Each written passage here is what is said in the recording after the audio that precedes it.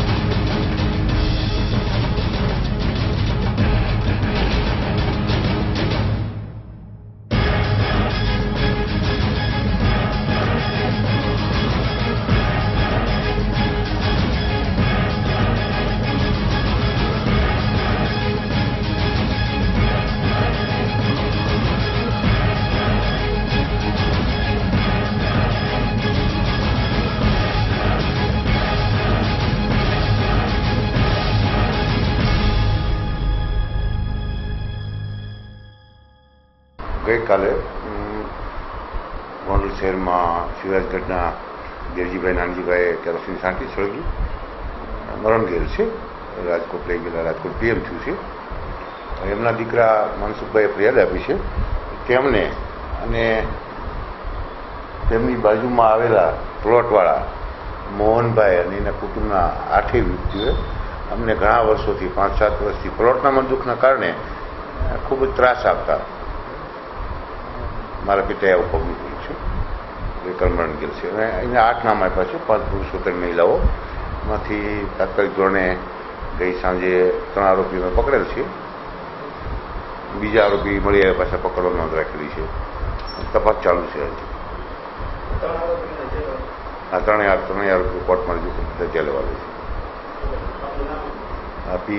PI SV દાદલ, in charge Gondal શહેર।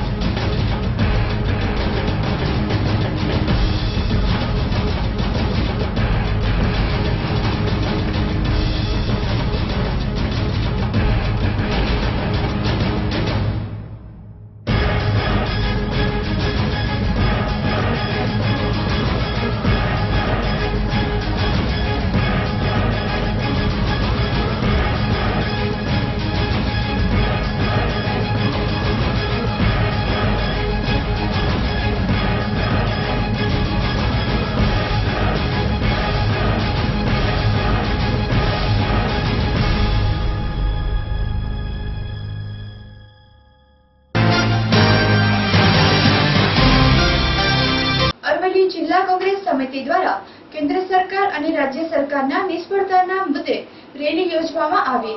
અરવલ્લી જિલ્લા કોંગ્રેસ સમિતિ દ્વારા કેન્દ્ર અને રાજ્ય સરકારની તમામ મોરચે નિષ્ફળ થવાના વિવિધ મુદ્દાઓ હેઠળ રેલી યોજી જિલ્લા કલેક્ટરને આવેદનપત્ર પાઠવ્યું હતું। 100 દિવસમાં કાળો નાણું પરત લાવવા, પેટ્રોલ ડીઝલના ભાવ વધારા, મોંઘવારીના રૂપિયાનું સતત થઈ રહેલ અવમૂલ્યન, જમીન સંપાદન, પાકિસ્તાનના છમકલા અને આતંકવાદી ચુપકેદી, મહિલાઓની સુરક્ષા અને દેશમાં વધી રહેલા બેરોજગારીના વિવિધ પ્રશ્નોથી પ્રજા પીડાઈ રહી છે। ત્યારે વડાપ્રધાન માત્ર વિદેશ પ્રવાસમાં જ મસ્ત રહેતા હોવાનો અનેકવિધ આક્ષેપો સાથે સૂત્રોચ્ચારો કરી કોંગ્રેસ આગેવાનોએ દેશહિતમાં પોતાનો આક્રોશ ઠાલવ્યો હતો। રાજ્ય અને કેન્દ્ર સરકાર ખોટી ઉજવણીના તાઇફા બંધ કરી પ્રજાહિતમાં કામ કરે તે જરૂરી હોવાનું કહીને આગેવાનોએ આવેદનપત્ર પાઠવ્યું હતું। અહેવાલ અલ્પેશ રાઠોડ સાથે એબીસી ન્યૂઝ અરવલ્લી।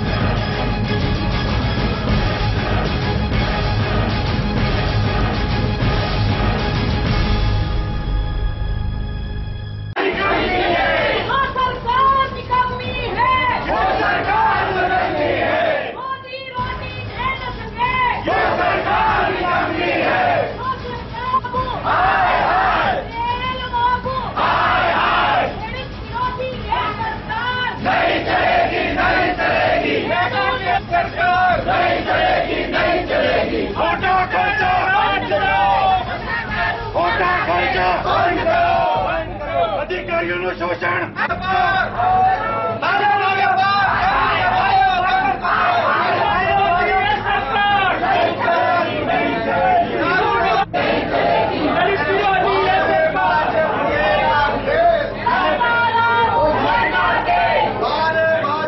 केंद्र सरकार द्वारा जो छेल्ला 1 वर्षथी लोकोने वायदा कर्या हता के अच्छे दिन आवशे, दरेकना खातामां 15 लाख जमा थई जशे, ए वातो तो बहु दूर रही पण सामान्य माणसने खूब ज तकलीफ पड़े। आज जो पेट्रोल डीजलना भाव वधारा आवा तो घणा 1 वर्षमां एमनी असफळताओ सामे आवी छे। ए बधाना विरोधमां आज अमे अरवल्लीना जिल्ला मथक मोडासा खाते ऊंटलारी पर बेसी अने पेट्रोल अने डीजलनो पण भाव वधारो अमे विरोध प्रदर्शन कर्युं छे अने कलेक्टरश्रीने रजूआत करी छे के अमारो अवाज सरकार सुधी पहोंचाडजो अने जे अच्छे दिनना जे वायदा कर्या छे ए 1 वर्षमां अમને कशुं ज आज सुधी देखातुं नथी। एनो अमे सखत विरोध करीने आज आवेदनपत्र आप्युं छे।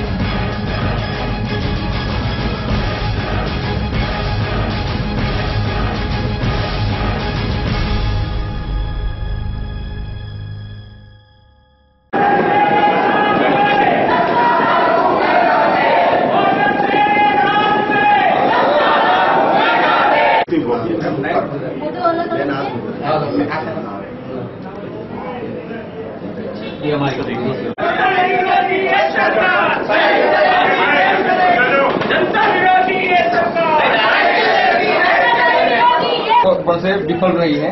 जो 15 लाख का वादा किया था गरीबों ने, उस 15 लाख से काफी अपने सपने सजाए थे, लेकिन वो अभी प्रजा के बुरे दिन आ गए। दी opposition leader in district. Madam, जो सरकार ने जो वादे किए थे कि किसानों को अच्छे दाम दिलाएंगे, आज तक कुछ नहीं हो रहा। किसान लोगों को जो डिस्ट्रिक्ट यूथ कांग्रेस प्रेसिडेंट अभी जो कर रहे हैं शेयर मैं डिस्ट्रिक्ट तो जो अभी हो रहे हैं खर्चे सरकार की तरफ से, एक साल में सीएम 6 बार यहाँ आती है। મજના ખાતે નહેરુ યુવા કેન્દ્ર પુનઃજાગરણનો યાત્રા સમારોહ યોજાયો, જેમાં બહોળી સંખ્યામાં લોકો ઉપસ્થિત રહ્યા।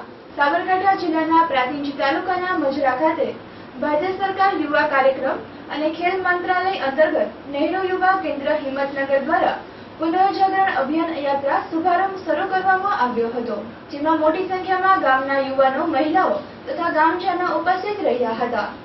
પ્રાંતિજના મજરા ગામે ભૈરવનાથ વિદ્યા મંદિર સંકુલમાં નહેરુ યુવા કેન્દ્ર પુનઃજાગરણ કાર્યક્રમ યોજાયો હતો, જેમાં પ્રાંતિજ તલોદના કોંગ્રેસ ધારાસભ્ય મહેન્દ્રસિંહ બારૈયા, પ્રાંત ચૌધરી, તાલુકા પ્રમુખ કાળુસિંહ ચૌહાણ, પૂર્વ કૃષિ મંત્રી ગોવિંદભાઈ પટેલ, મહિલા સરપંચ નીતાબેન પટેલ, અનિતા ભારતીય વગેરે ઉપસ્થિત રહ્યા હતા, જેમાં કાર્યક્રમ દરમિયાન યુવાનો, મહિલાઓએ તથા ગામમાંથી આવેલા ગ્રામજનોને સ્વચ્છતા, શૌચાલયો, કન્યા ભ્રૂણ, બેટી બચાવો, વૃક્ષો બચાવો, પર્યાવરણ બચાવો વગેરેનું માર્ગદર્શન આપવામાં આવ્યું હતું। જ્યારે ધારાસભ્ય મહેન્દ્રસિંહ બારૈયાએ યુવાનો દ્વારા ગામમાં ચાલતી વ્યસન પ્રવૃત્તિઓને ડામવા પ્રયત્નો અને પ્રયાસ દ્વારા સંપૂર્ણપણે ડામવા આગ્રહ કરવામાં આવ્યો હતો।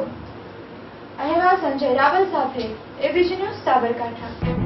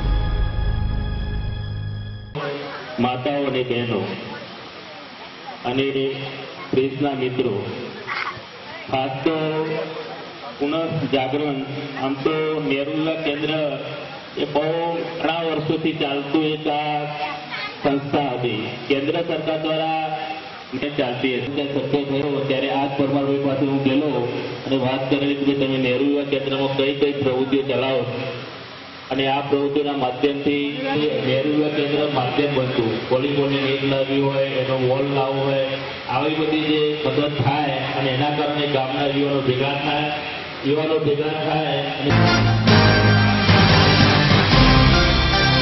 પોરબંદર જિલ્લાના મોદી સિંગરિયા ગામમાં ખનીજ ચોરીનું વધુ એક કૌભાંડ બહાર આવ્યું।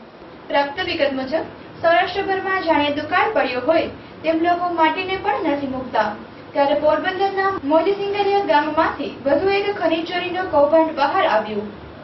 જાણવા મળતી વિગત મુજબ પોરબંદરના મોજે સિંગરિયા ગામમાં જૂના તળાવ પાસે ખનીજ ચોરીની બાતમી મળતા ખાન ખનીજ સ્ટાફ ઘટના સ્થળે દોડી ગયા હતા, ત્યાં ફોરેસ્ટની વિસ્તારમાં ખનીજ ચોરીનું પ્રકરણ બહાર આવ્યું હતું।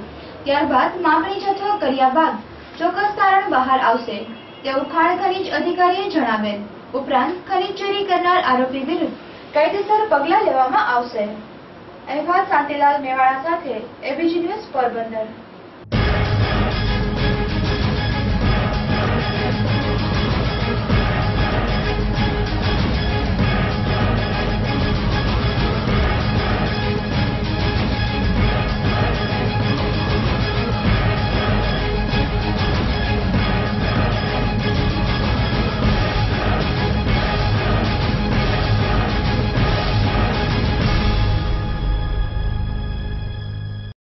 આજરોજ અમો મોજે ચિંગરિયા ગામમાં તળાવ ઊંડું કરવાના કામમાં ચાલતા ભ્રષ્ટાચાર અંગેની ફરિયાદ મળતા તપાસ માટે આવ્યા હતા। તપાસ દરમિયાન અહીં એક જૂનું તળાવ જોવા મળેલ છે। એ તળાવની આજુબાજુમાં ફોરેસ્ટની વિસ્તાર ખોદકામ થયેલું જોવા મળેલ છે। આ ખોદકામની અમો ફરિયાદીની હાજરીમાં માપણી કરેલ છે। માપણીનો જથ્થો નક્કી થયા બાદ ખનિજ કિંમતની આકારણી કરવામાં આવશે અને કસૂરદારો સામે પગલાં લેવામાં આવશે। મારું નામ DS બારિયા, હું ખાણ ખનિજમાં ભૂસ્તરીય મદદનીશ તરીકે ફરજ બજાવું છું।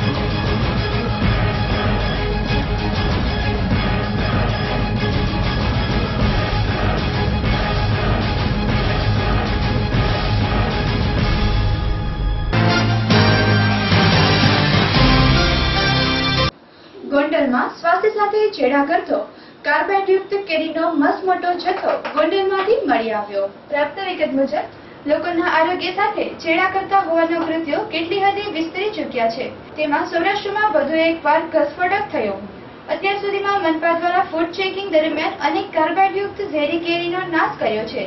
ત્યારે આજે ગોંડલ શહેરમાં શાખા દ્વારા ફૂડ ચેકિંગ દરમિયાન શહેરની નાની બજાર સહિત બીજી 3 જગ્યાઓથી કેલ્શિયમ કાર્બાઇડયુક્ત કેરીનો જથ્થો મળી આવતા વેપારીઓને નોટિસ ફટકારાઈ હતી અને દંડ ફટકારવામાં આવ્યો હતો અને કેરીનો નાશ કરવામાં આવ્યો હતો। અહેવાલ દેવાંગ ભોજાણી સાથે એબીજી ન્યૂઝ ગોંડલ।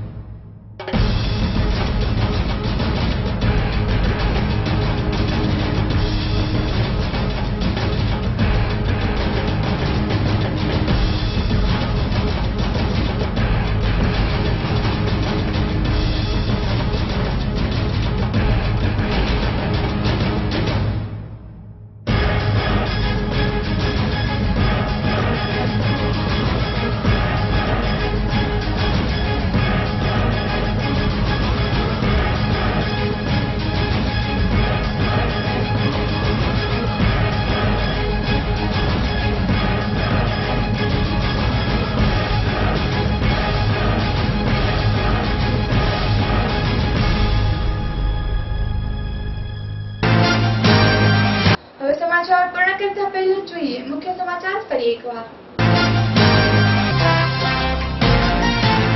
વૃદ્ધ આત્મા વિલોપનમાં 3ની ધરપકડ। એક જ કુટુંબના 8 સામે થઈ ફરિયાદ। IPC 306-114 કલમ હેઠળ ધરપકડ કરાઈ।